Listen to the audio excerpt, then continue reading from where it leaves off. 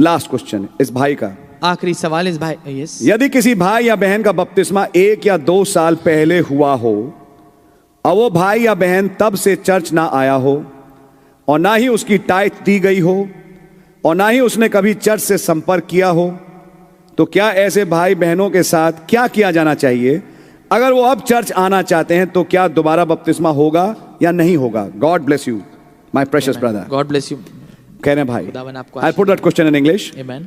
If our brother or sister has been baptized 1 or 2 years back maybe, अगर एक भाई या बहन लगभग 1 या 2 साल पहले उसका बपतिस्मा हुआ हो and has not come to the church, और वो चर्च में नहीं आया हो, neither exercised the tithings, ना ही उसने दसवांश को एक्सरसाइज किया हो, and neither contacted the church, ना ही चर्च में संबंध जोड़ा हो, now they want to come back, अब वो वापस आना चाहते हैं, what should be done to them? क्या होना चाहिए उनके लिए? Well, I'll give a straightforward answer. मैं आपके लिए उसका सीधा सा सवाल का जवाब Ask दूंगा। them. उनसे पूछिए, What have you done during those last 1 or 2 years? उन 1 या 2 सालों में आपने क्या किया था?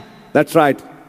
Sometimes you find कभी कभी आप ये पाते हैं it's a backslidden state, ये एक पिछड़ी अवस्था होती है, but he has not done something to reject the message. पर उसने ऐसा कुछ नहीं किया कि वो संदेश का तिरस्कार कर दे, But he has been a backslidden person, परंतु वो एक पिछड़ी अवस्था में रहा है शख्स, not come to the church, church में नहीं आया, neither exercised tithing, ना ही दसवांश एक्सरसाइज किया, and neither contacted the church. और ना ही कलीसिया के साथ कोई संबंध जोड़ा। It would be called a backslidden state. इसे कहा जाएगा एक पिछड़ी अवस्था। In that case, उस स्थिति में he just needs to be restored back and make a public confession before the church. I have done wrong by not coming to the church. May God forgive me. I want to be restored, and the church should restore in brotherly love that brother or sister. उसके लिए केवल यही आयद होता है कि वो आए वापस और कलीसिया में बहाल किया जाए। किस रीति से? कि वो कलीसिया के सामने पूर्ण रीति से एक पब्लिक कन्फेशन करे कि मैं यहाँ नहीं आया, मैं चाहता हूं कि मैं वापस बहाल किया जाऊं, खुदावन मुझे माफ करे।